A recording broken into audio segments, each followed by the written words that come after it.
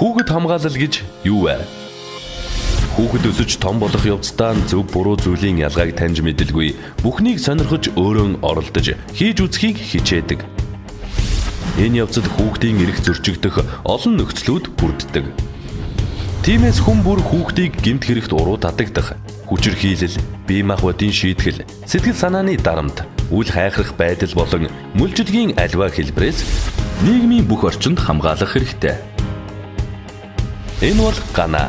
Ганагийн хажуу гашааны айл хүүхдэн үргэлж загнаж, буруу зүйл хийх болгонд нь зодож шийтгдэг байв. Гана тэднийг болиулахыг хүссэн хэдий ч хаана хэн хандхаа мэдэхгүй байлаа. Хэрв та хэн нэгэн хүүхэд эрсдэлд байгааг мэдвэл хүүхдийн тусламжийн утас 108-д холбогдоорой. Танд мэдээлэл зөвлөгөө, яаралтай тусламж, нийгмийн бусад үйлчилгээнд холбон зуучлана.